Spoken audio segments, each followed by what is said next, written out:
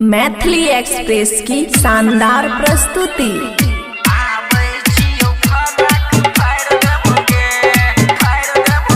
खुशी recording studio बलुआहा।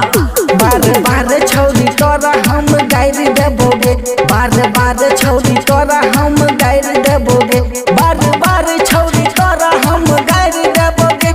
आबै छियौ फरा के कफाड़ देबोगे, बार बार छौरी तोरा हम गाइर देबोगे, बार बार छौरी तोरा हम गाइर देबोगे। सुमित सतीश रईमा, सुमित सतीश रईमा।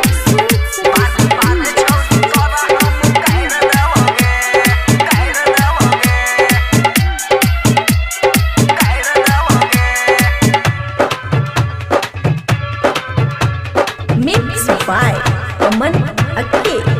हाँ घूमै छलल का पियर का पहिर के, हाँ घूमै छलल का पियर का पहिर के, चौके चौराहा पर बुची भर दिन का,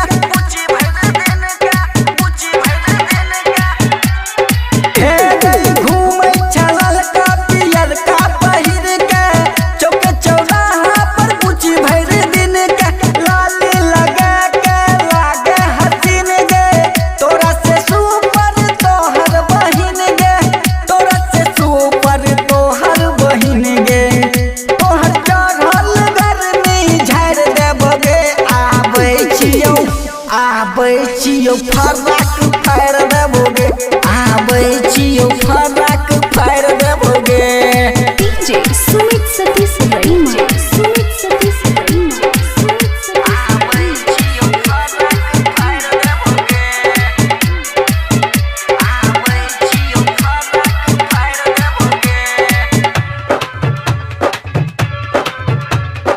खुशी रिकॉर्डिंग स्टूडियो बलुआहा।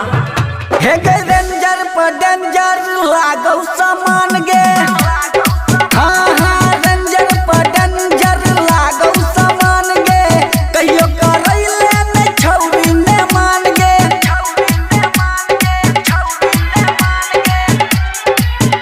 हे गे डेंजर पर डेंजर लागौ सामान गे, कहियो करैले नै छौरी ने मान गे। रस से भरल अंग बोरे बोर छौ, निचला से सुपर गाल गोरे गोर छौ, निचला से सुपर गाल गोरे गोर छौ। संतो साजन जवानी निखार देतबे, हे गे आबै छियौ, हे गे आबै छियौ फराक फाड़ देबोगे, हे गे आबै छियौ फराक फाड़ देबोगे।